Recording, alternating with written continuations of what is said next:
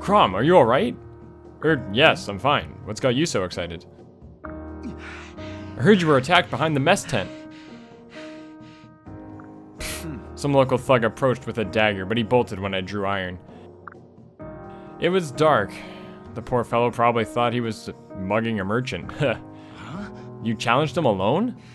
Well, I wouldn't say challenged exactly, more like shooed away. Can't very well just leave that sword around the camp now, can we? By the gods, Chrom, please, I beg you, do not take any more of these foolish risks.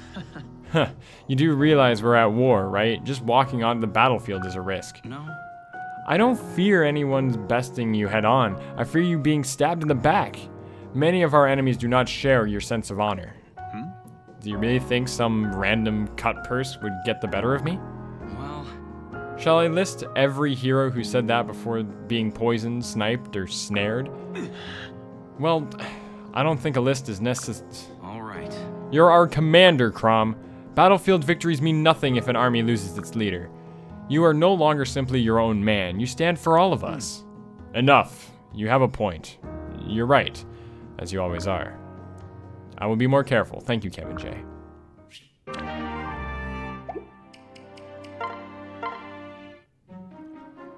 Hello. Frederick, what are you doing up so early? Good morning, Sumia. I'm inspecting everyone's weapons and armor to ensure all is ready for battle. Huh? But it's not even dawn yet. Don't you ever sleep? No. I have sworn to serve Chrom on those shepherds to the best of my ability. As commander, Chrom bears a burden far heavier than any of ours. It would ill behoove me to neglect any opportunity to lessen the load. He's fortunate to have you. Imagine getting up this early just to check gear. Well... I did not stir this morn simply to satisfy myself as to our battle readiness. I also exercised, performed a number of weapon drills, and patrolled the camp. I then stoked the fire, readied the makings for morning tea, and consumed one egg. What? Right. Oh, and I scared off a noisy flock of birds nesting too near my lord's tent. Then, with no other pressing task, I took the time to inspect our equipment. Good heavens. Apologies, milady, you must find my prattle to be terribly dull. I have often been criticized for what some consider to be an excess of zeal. Such devotion appears to make my comrades uneasy. That was amazing. Well, I think it's wonderful. What? You do? Yes. Absolutely. You're an inspiration, Frederick. There's no other word for it. Look at all you do for Chrom. It makes me wish I was more like you. I'm so sick of being the girl whose main contribution is falling on her face. I know we all need levity in these times, but I would still prefer to do more. Thanks. I don't know what to say. You're the first person who has ever understood what I'm trying to do. Perhaps we should join our causes to each other. We could be the grease that keeps the shepherds running smoothly. Here goes. Now that is a splendid idea.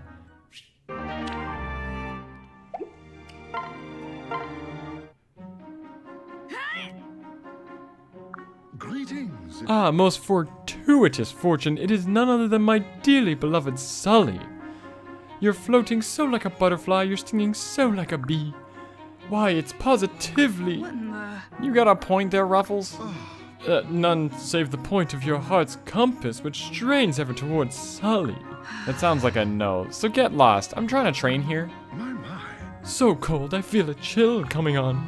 I'll surely catch my death if you don't spare me a few warm words, milady. Come now, all this training for war, all this angry grunting. It's unbecoming of a lady so beauteous. A pretty girl can stab a guy as easy as an ugly one. But she still needs to practice, so clear out. No. No doubt the poets would write of your grace in combat stabulous, they'd say. But there is no need for such exertions, not when you've a man to protect you. I've yet to see a man up to the task. Milady, you wound me. Such a man stands before you at this very moment. Wait, are you talking about you? Oh, you're a funny guy, Ruffles. I'll give you that. Wait. I wasn't joking. Do you have any idea how many people try to kill me on a daily basis? It'd take a certified hero just to keep up, let alone protect me. And I vow to be just a hero. Ruffles, I'd hire a wet nurse and her kid as protectors before I'd consider you. So it's proof milady desires, is it? So be it. I shall gladly furnish such. Watch closely our next battle. I'll display such heroism as makes for legend and song. Oh, this should be good.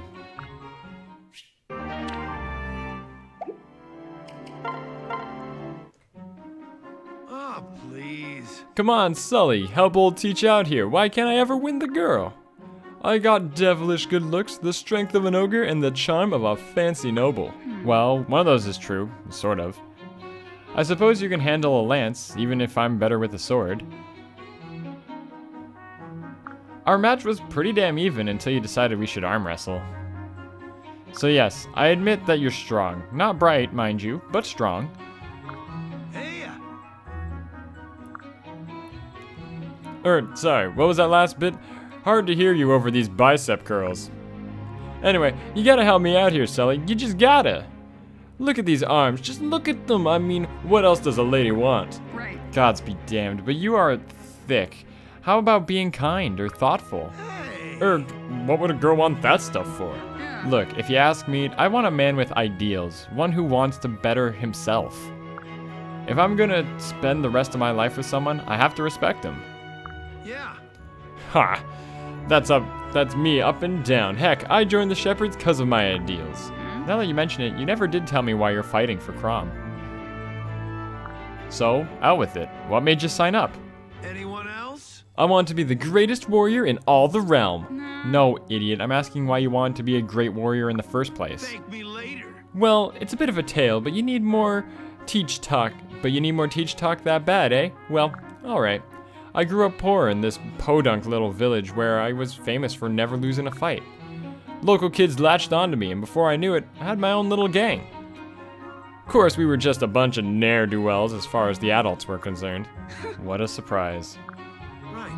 So one day, Emerin herself came to our corner of the world, and she said, I seek to bring prosperity and equality to all the people of Elise. Well, that struck a nerve. As soon as I heard it, I knew what my mission was. To forsake your misspent youth, join the Shepherds and fight for social justice? Yeah, that was it exactly. What you just said. Okay, maybe not the exact same words I used, but Oh, yeah? Vaike, you may not be such a complete moron after all.